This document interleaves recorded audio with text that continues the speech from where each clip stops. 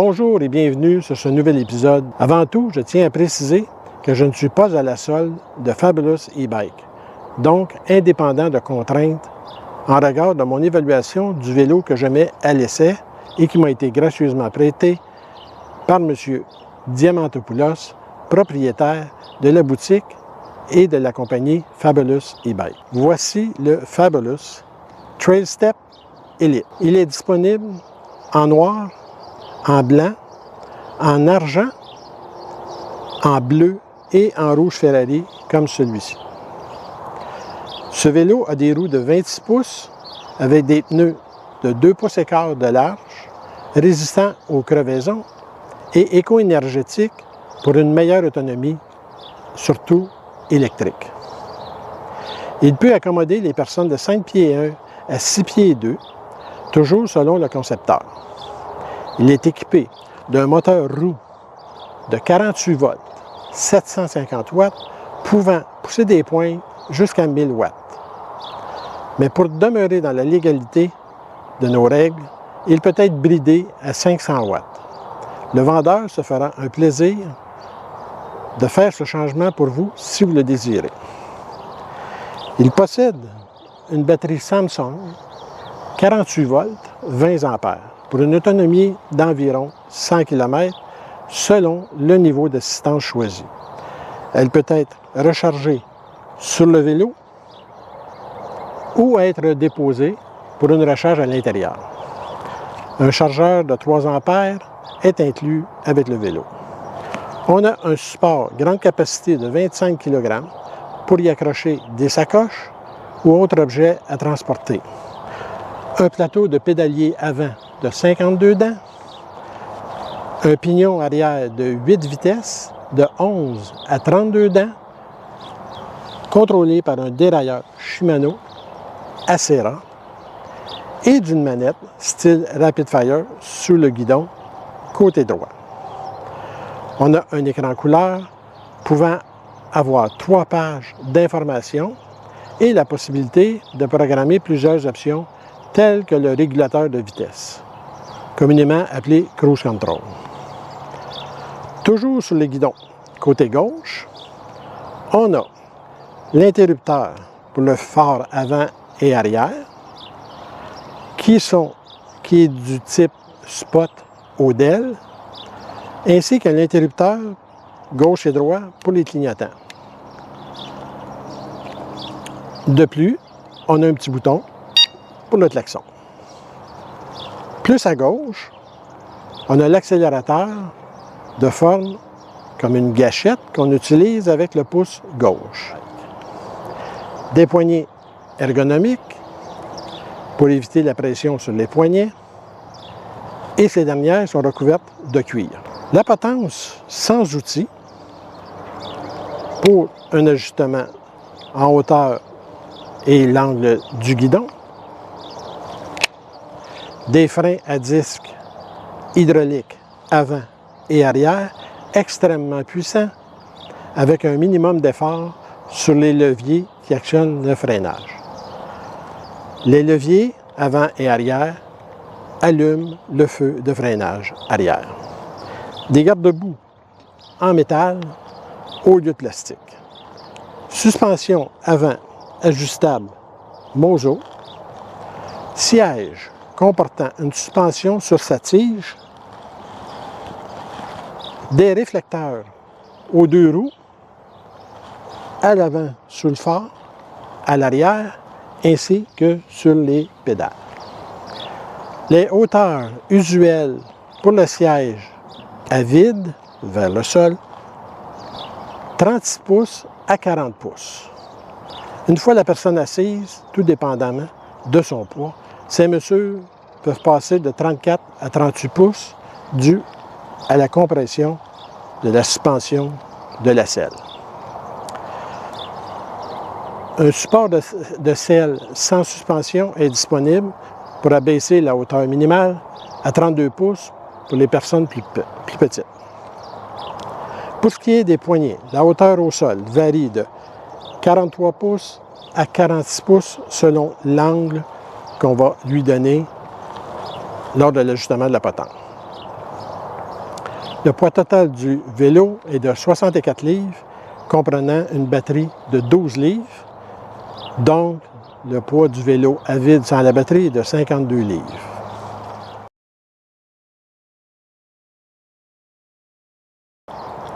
La première chose qui m'a accroché sur ce vélo, c'est sa couleur rouge Ferrari. Puis son design step qui permet la prise en main facile du vélo car on peut passer la jambe pour une personne de toute taille.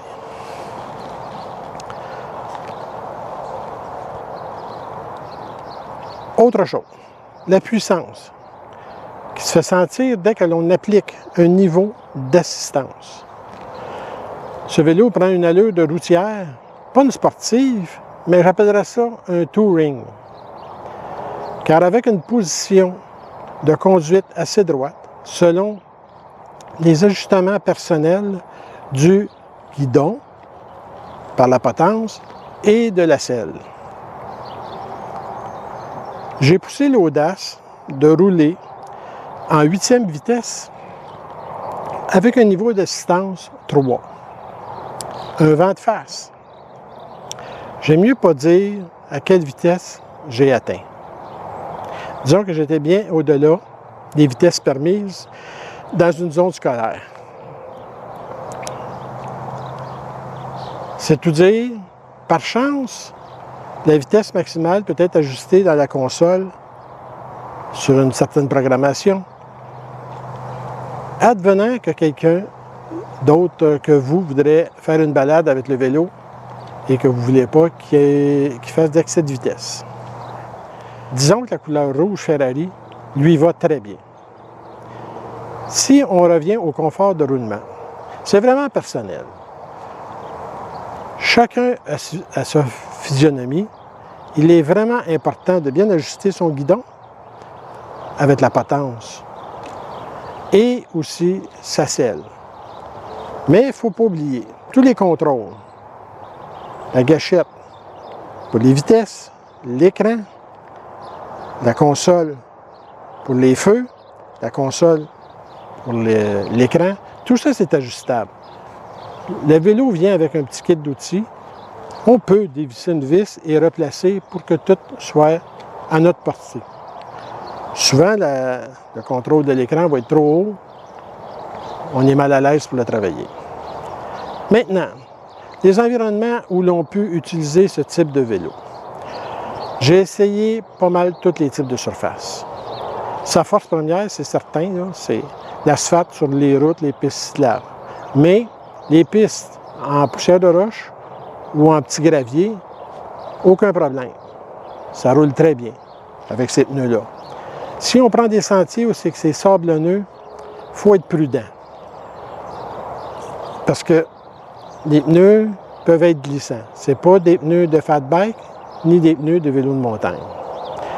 J'ai même pris un sentier terreux, rocailleux. Moi, j'avais verrouillé la suspension à l'aide du levier ici pour avoir plus de contrôle. Ça, c'est une préférence personnelle. Ce vélo-là, il est vraiment fait pour les gens qui veulent avaler des kilomètres avec un certain confort. Il n'y a aucun problème. Vous allez pouvoir rouler des heures assis sur ce vélo et faire beaucoup de kilomètres. Pour ce qui est des freins, rien à dire, la puissance est au rendez-vous là.